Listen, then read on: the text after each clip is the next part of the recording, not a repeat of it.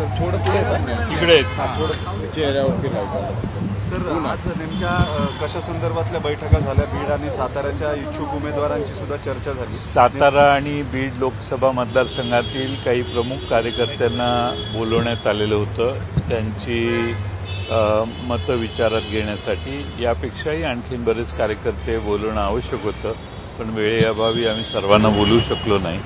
पण साधारण उमेदवार कोण असावा या दोन्ही मतदारसंघात चाचपणी करण्याचा प्रयत्न पवारसाहेबांनी स्वतः बसून केला. कोणता टेंटेटिव्ह उमेदवार कोण असणार आहे? नरेंद्र काळेंचं बीडला नाव येतं. ते नाव जाहीर झाल्यावरच कळेल. त्याचे प्रश्न आता विचारत बसू नका.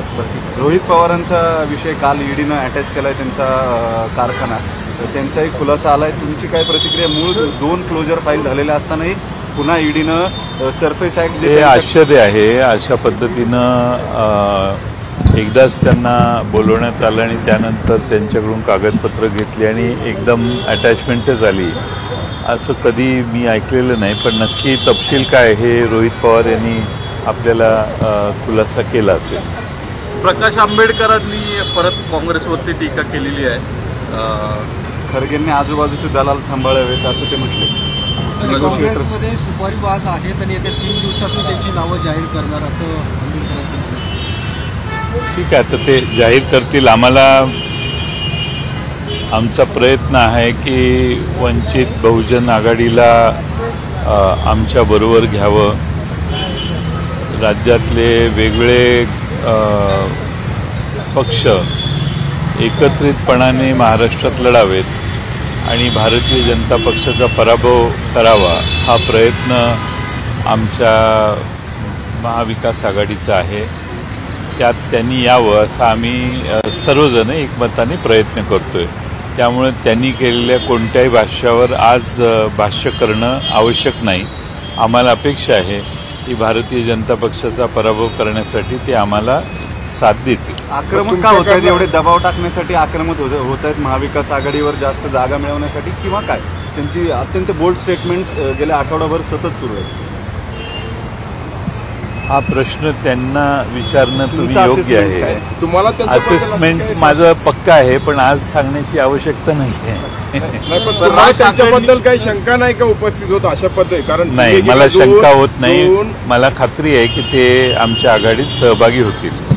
राज ठाकरेंनी टीका केलेली आहे. दिन पार पडला त्याच्यामध्ये ते म्हणले की दोन्ही राष्ट्रवादी एकच आहे, नाटकं सुरू आहेत ही सगळी, आणि राष्ट्रवादी म्हणजे निवडून येणाऱ्यांची मुळी आहे असं राज ठाकरे म्हटलं. त्यांचं काय म्हणणं? राष्ट्रवादी एकच आहेत, नाटकं सुरू आहेत असं त्यांचं म्हणणं. आणि राष्ट्रवादी काँग्रेस ही फक्त निवडून येणाऱ्यांची एक मुळी आहे. हे खरं आहे की राष्ट्रवादी काँग्रेसमध्ये निवडून येण्याची क्षमता असणारे जास्त मोठ्या संख्येने महाराष्ट्रातले नेते कार्यकर्ते आहेत.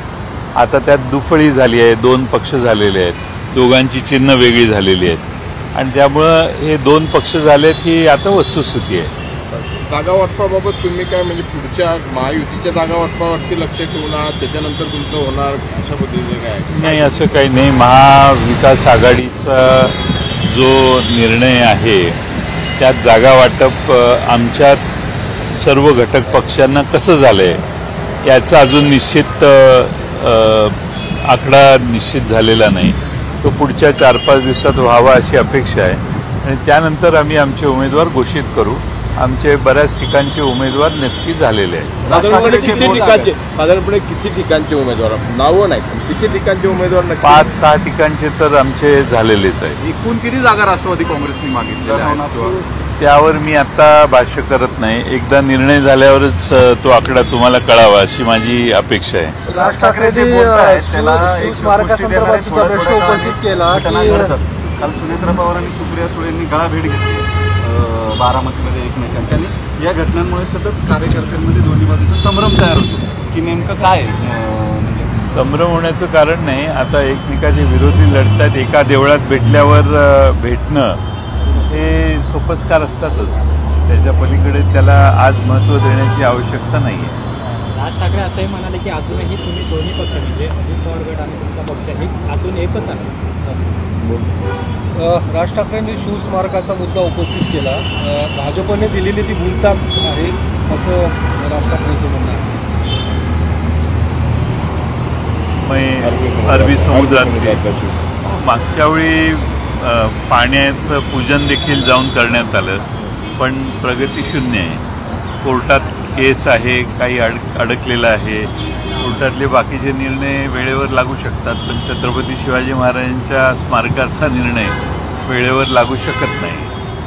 रामदास कदम आणि जरा स्टोरीज बाहेर येतात. काल अजित पवार आणि मुख्यमंत्री दोन्ही उपमुख्यमंत्री अमित शहाना भेटायला गेलेले होते. मात्र ज्या चर्चा समोर येतात किंवा जी माहिती येते काय माहिती फार जागा या दोन्ही अजित पवार गटालाही मिळणार नाहीत आणि शिंदे गटालाही मिळणार नाहीत. त्यांच्या होत्या तितक्याही जागा मिळणार नाहीत अशा चर्चा समोर येतात, अशी माहिती येते की भाजपकडून. आता नक्की जागा किती मिळत आहेत अशी तुमची माहिती आहे? तुमच्याकडे जास्त माहिती असेल आमच्यापेक्षा. राष्ट्रवादीला अजित पवार गटाला 3 ते 4 जागा मिळतील केवळ असं सांगितलं जातं आहे. शिंदेच्या गटाला 9 ते 10 जागा मिळतील असं सांगितलं जातं. आणि भाजप जरा दबावाचं राजकारण करून यांना बाजूला करते असं, किंवा दबाव टाकते त्यांच्यावर जागा कमी घेण्यासाठी. काही त्याच्यावर मला भाष्य यासाठी करायचं नाही की माझ्या भाष्याने कोणाचं महत्त्व वाढू नये. त्यामुळं त्यांचे निर्णय जाहीर झाल्यावरच त्यावर बोललेलं योग्य होईल. रामदास कदम यांच्याविषयी भाजपविषयी नाराजी व्यक्त करतात आणि त्यानंतर लगेचच त्यांच्या मुलाची वर्णी महाराष्ट्र प्रदूषण नियंत्रण महामंडळाच्या पदावरती अध्यक्ष म्हणून लागते. मला हेच कळत नाही की भारतीय जनता पक्षाची जर महाराष्ट्रात एवढी मोठी ताकद असेल तर कुणी काही विधान केलं की लगेच त्याला सांभाळण्याचं, त्याला गोंजारण्याची भारतीय जनता पक्षासारख्या एवढ्या मोठ्या पक्षाला आणि सत्तेत असणाऱ्यांना एवढी काय आवश्यकता आहे. त्यामुळं मला हे कळत नाही की अशा, आणि त्याचं मेरिट बाकी ते तर वेगळेच मुद्दे आहेत. परंतु जर महाराष्ट्रात एवढी लोकप्रियता असेल तर अशा गोष्टी करण्याची आवश्यकता नाही, जे लोकांना रुजेल असं तरी किमान करावं. राज ठाकरे म्हणलेत की मला दुसऱ्यांची मुलं किंवा लेकरं सांभाळायची नाही, माझीच सांभाळायची आहेत. त्यांचं भाजपकडे इशाराही त्यांनी शिंदे गट, अजित पवार गट यांना सांभाळतायत, दुसऱ्यांची लेकरं सांभाळतायत असं कडेवर घेणार नाही असं म्हटलंय. तुम्ही कसं पाहतात? तुम्हालाही असं वाटतंय भाजप दुसऱ्यांची मुलं सांभाळताय, कडेवर घेते? ही मुलं म्हणण्याची अतिशयोक्ती मी करणार नाही.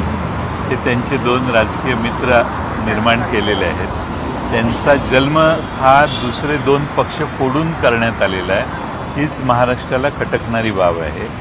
आणि त्यामुळं 2 पक्ष मोठे फोडले आणि त्यांना आपले मित्र पक्ष मानले, कारण तिसरा नवा मित्र मिळणं अवघड आहे. अशा परिस्थितीत भारतीय जनता पक्ष आहे आणि त्यांनी त्यांचे हे 2 मित्र पक्ष, हे 2 पक्ष फोडून 2 मित्र नवे कमवलेले आहेत. त्याचा फटका भारतीय जनता पक्षाला येणाऱ्या निवडणुकीत बसेल अशी मला खात्री आहे. पुण्यामध्ये पण राष्ट्रवादी काँग्रेसने, म्हणजे आपल्या पुण्यातली जागा ही राष्ट्रवादी काँग्रेसने लढावी असं आपल्या कार्यकर्त्यांना देखील, म्हणजे तुमच्या कार्यकर्त्यांना देखील वाटत होतं. ते बोलूनही दाखवतात बऱ्यापैकी. असं काही होण्याची शक्यता आहे का, जरी काँग्रेसचा दावा असला तरी? कारण काँग्रेसमध्ये उमेदवारी होणं ज्या पद्धतीने की निवडून येण्याची क्षमता असणारा उमेदवार असला पाहिजे, याला प्रायोरिटी असली पाहिजे. निवडून येण्याची क्षमता असताना पुण्यातलं गणित हे मध्ये दंगेकर निवडून आले. त्यामुळं लोकसंपर्क असणारा, लोकांची सेवा करणारा असा उमेदवार महाविकास आघाडीकडून उभा राहावा अशी लोकांची अपेक्षा आहे. आता या शहरात काँग्रेस पारंपरिक पद्धतीने पूर्वीपासून काँग्रेसकडे ही जागा आहे. त्यामुळं काँग्रेसनं या जागी लढावं असा आग्रह धरलेला आहे. पण उमेदवार योग्य त्यांनी देण्याच्या संबंधात त्या अंतर्गत चर्चा करतील आणि योग्य उमेदवार मिळेल अशी अपेक्षा आहे. एक शेवटचा विषय, कोल्हेचा, अमोल कोल्हे तुमचे उमेदवार असतील, पण तिकडे उमेदवार मिळत नाहीये महायुतीला. अगदी नाना पाटेकरांनाही त्यांना बऱ्याच वेळा विचारायची परिस्थिती आली किंवा विचारावं लागलं. शेवटी नाना पाटेकरांनी जाहीरपणे सांगितलं की मी निवडणूक लढवणार. मी असं ऐकलेलं की सेलिब्रिटी उभ्या करून आपण चूक केली असं वाटणाऱ्यांना पुन्हा नाना पाटेकरांकडे जायची इच्छा कशी काय झाली. त्यामुळं अमोल कोल्हे हे अतिशय उजवे उमेदवार आहेत. अमोल कोल्हेंनी ज्या पद्धतीनं लोकसभेत भाषणं केली आणि सगळे बैलगाडा शर्यतीपासून सगळे प्रश्न अतिशय धडाडीने मांडले, याला महाराष्ट्रात दुसऱ्या कुठल्याही खासदारापेक्षा अमोल कोल्हेंचं काम अतिशय उजवं आहे आणि म्हणून अमोल कोल्हेंच्या मागे त्या मतदारसंघाची जनता प्रचंड मोठ्या प्रमाणात आहे. अमोल कोल्हेंचा विजय निश्चित आहे अशी मला खात्री आहे. सर, शाहू महाराजांची उमेदवारी ही महाविकास आघाडीकडून निश्चित आहे का? कारण आता भाजप सुद्धा समर्जित घाडगेंना त्या ठिकाणी उतरवण्याची तयारी करते. निश्चित आमचे उमेदवार अजून झालेले नाही.